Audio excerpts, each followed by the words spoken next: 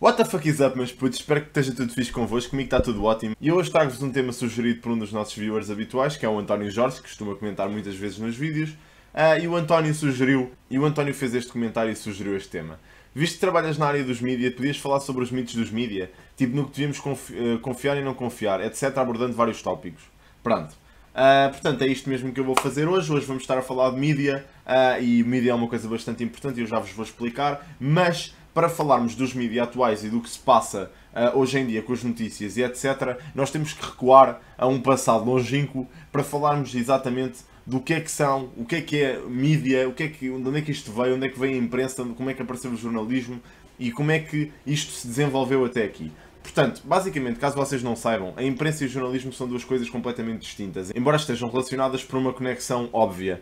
Portanto, a imprensa surgiu em 1940, quando Johannes Gutenberg desenvolveu uma tecnologia para prensa móvel para conseguir reproduzir textos e gravuras e formar algumas palavras. Isto foi uma das maiores, não diria uma das maiores revoluções, mas principalmente uma das maiores invenções daquela época, porque permitiu às pessoas conseguirem se começar a expressar em forma, não por papel, mas por palavras num sítio. Ou seja, isto já existia desde há muitos anos no Antigo Egito e etc, através dos papiros, mas isto foi a primeira invenção que conseguiu, não diria massificar, mas que conseguiu reproduzir a um nível relativamente rápido as obras que até aí tinham sido feitas, porque a escrita, como vocês sabem, é uma coisa que existe há muitos anos, é uma coisa super antiga, mas a reprodução dessa mesma escrita não acontecia até então, e Gutenberg conseguiu desenvolver uma tecnologia que começou a permitir às pessoas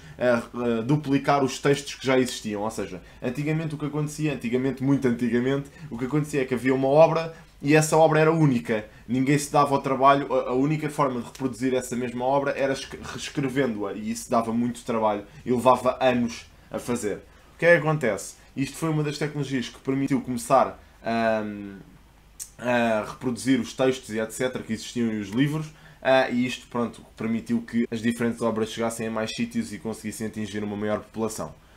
Depois disto, há um marco importante. O jornalismo aparece pouco depois, foi para aí em 1600, com os jornais franceses a estarem na vanguarda dessa mesma revolução, e a imprensa, neste caso dos jornais, foi literalmente uma das maiores revoluções do ser humano, porque o aparecimento do jornalismo foi um dos marcos mais históricos na nossa evolução.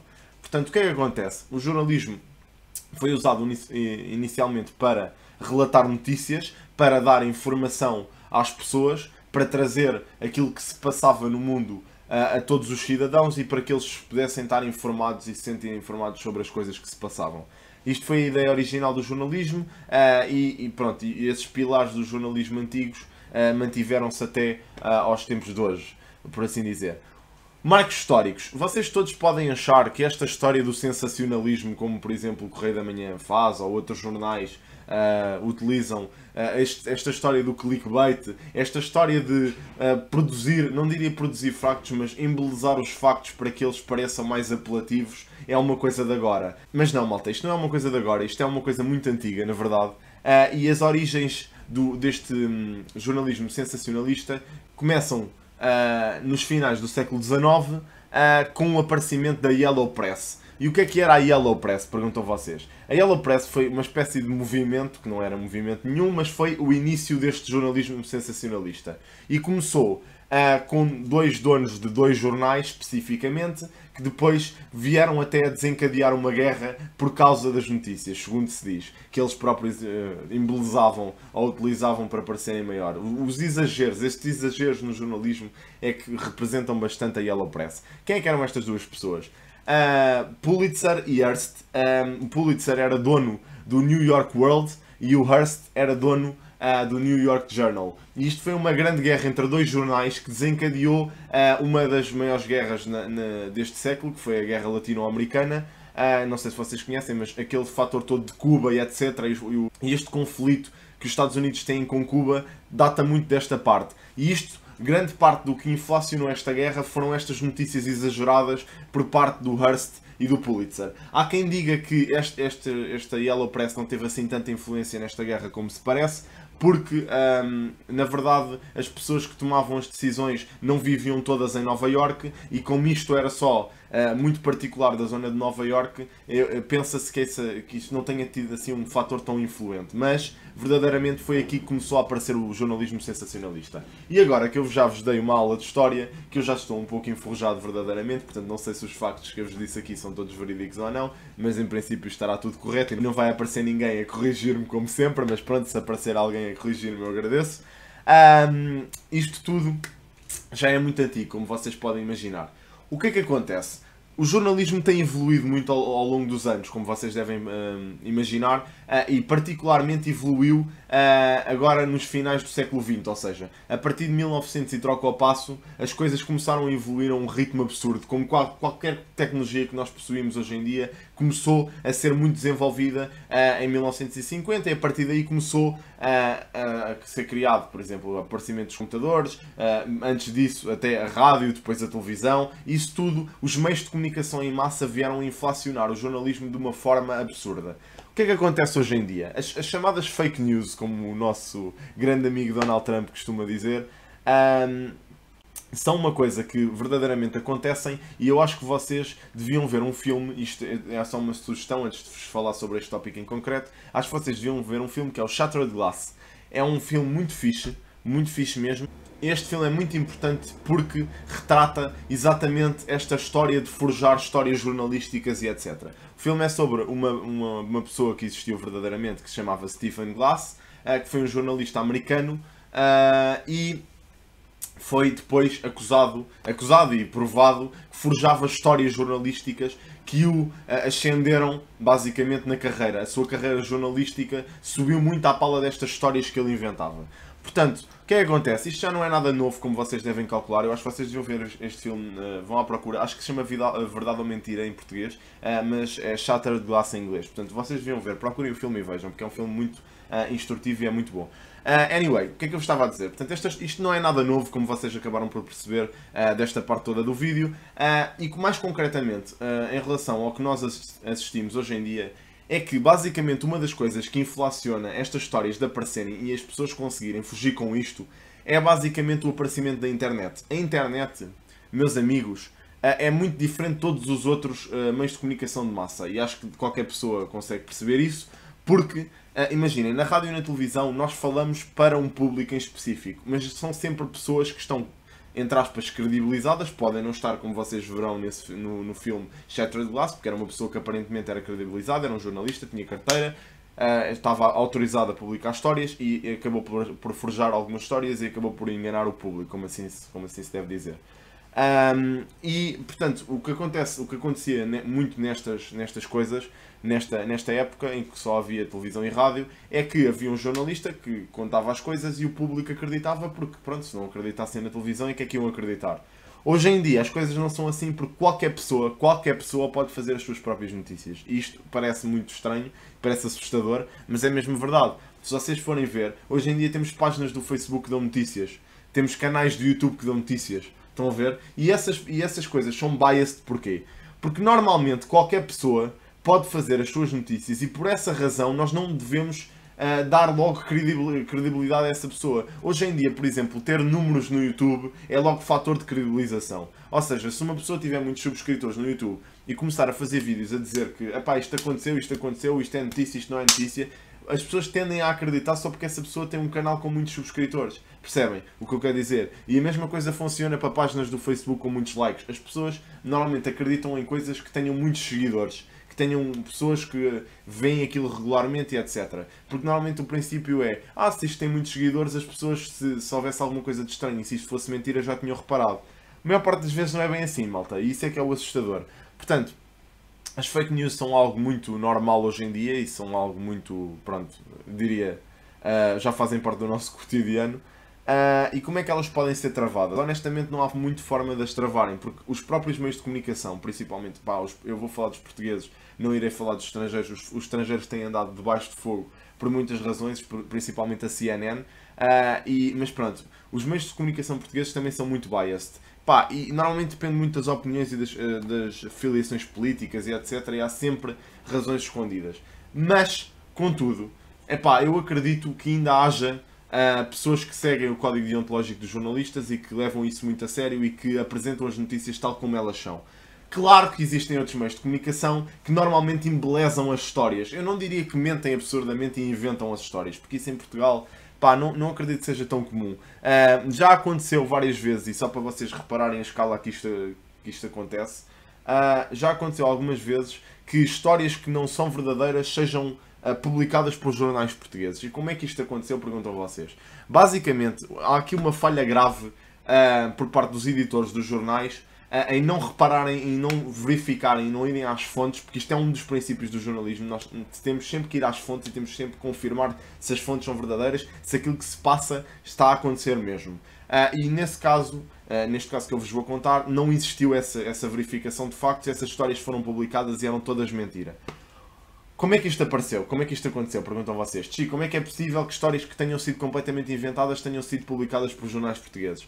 Aconteceu porque houve basicamente uma equipa de estudantes da universidade, não me lembro se foi da Nova, se foi do Técnico, que decidiram forjar algumas histórias para provar que o jornalismo português não estava no seu auge. Estão a ver? E eles forjaram histórias que, pá, a partida pareciam normais. Houve uma história de um terremoto, que um terremoto estava, não era para breve, mas que estava quase a acontecer, que ia acontecer. Uma das histórias que eu me lembro em particular, esta do terremoto lembro-me, mas não lembro-me vagamente, não me lembro exatamente como é que era, mas lembro-me de uma que dizia que o sol ia ficar tapado durante um mês. E isto foi altamente partilhado nas redes sociais, vocês não têm noção. Altamente partilhado.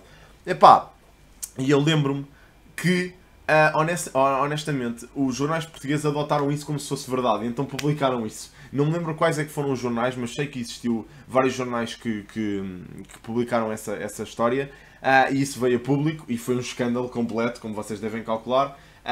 Isso é uma das razões que nos faz duvidar um bocado da press. O tópico principal deste vídeo, como o António tinha pedido, era que eu vos explicasse o que é que são mitos e o que é que não são. Honestamente, tudo pode ser um mito.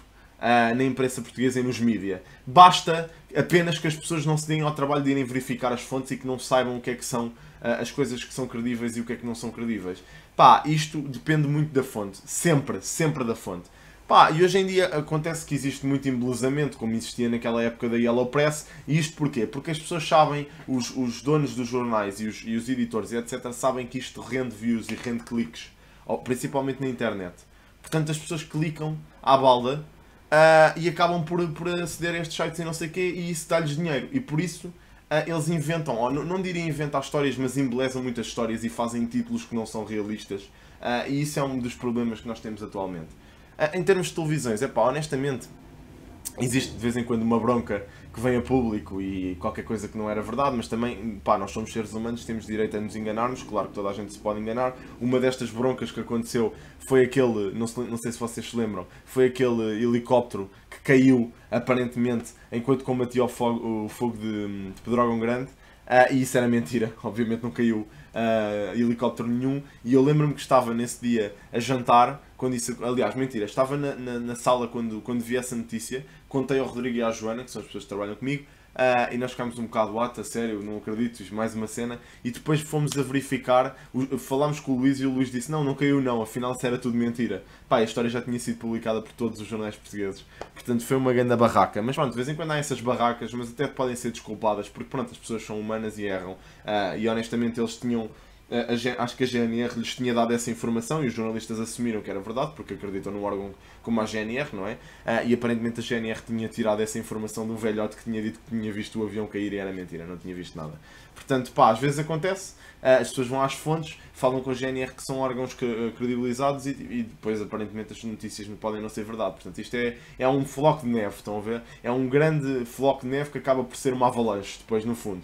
Portanto, tudo pode acontecer no jornalismo, acreditem. E não sejam tão rápidos a julgar o que é sensacionalista e o que é que não é. Portanto, às vezes há erros. O que acontece principalmente hoje em dia é que há muito sensacionalismo. Principalmente a CMTV e o Correio da Manhã e etc. que fazem tudo parte da mesma cadeia, mas não só, obviamente que não só. Mas tendem a usar... Eu ontem, eu queria muito falar-vos de uma coisa que assisti ontem, mas que ainda não encontrei o vídeo. E prometo que quando encontrar o vídeo eu mostro-vos e falo sobre isso aqui. Que era basicamente uma reportagem da CMTV no fogo de Mação. E aquilo é hilariante, man. É hilariante porque aquilo parece um vídeo do YouTube. É uma pessoa que está a fazer uma reportagem com a câmera na mão e a dizer: eu agora estou a fazer isto, eu agora vou ajudar os bombeiros a puxar a mangueira. Depois vê-se ele a ir a correr e a pegar na mangueira e os bombeiros olharem para ele do género: o que é que este gajo está aqui a fazer, só está a atrapalhar. Pá, aquilo é mesmo triste, eu gostava mesmo que vocês vissem. Depois a certa altura o telemóvel dele toca e ele diz: ai, peço perdão, o meu telemóvel está a tocar, não sei o que. Pá, olha, é sério, aquela reportagem é uma das coisas mais hilariantes que eu já vi. Mas pronto, se eu encontrar interessante isso, eu depois mostro-vos aqui no canal mais especificamente. Mas é o que eu vos digo, nós vivemos numa era em que, basicamente, a imprensa, a televisão, a rádio, por acaso nem tanto, porque existem rádios que são noticiosas, como vocês devem calcular, rádios informativas, por exemplo, a Renascença é uma delas. E eu, estando lá dentro, não acho que exista como é que é de dizer? Esse bias de notícias lá dentro, porque eu acho que as pessoas lá dentro fazem um trabalho muito bom e não é por eu estar lá a trabalhar, acreditem, é mesmo ver os jornalistas a trabalhar e a forma como eles trabalham e o número de chamadas que eles fazem para saber se os factos são verídicos. Eu acredito que na rádio não haja tanto essa particularidade, mas na televisão e nos jornais que neste momento adotaram o digital acontece muito, mas acontece mesmo muito, porque as pessoas só querem cliques. Estão a ver, hoje em dia cliques, é chamar a atenção, toda a gente quer isto. Pá, e sabem que quem chamar mais a atenção é o que vende. Portanto, é essa a prática que adotam e é uma pena mesmo. É uma pena porque, pá, nós, cidadãos, temos o direito de ser informados corretamente e quem se presta a fazer serviço público devia pelo menos cumprir esse serviço público e não andar a inventar só para fazer dinheiro. Portanto, é um bocado triste. Pá, este vídeo tinha que ser um vídeo muito grande para eu ir mais ao fundo desta questão.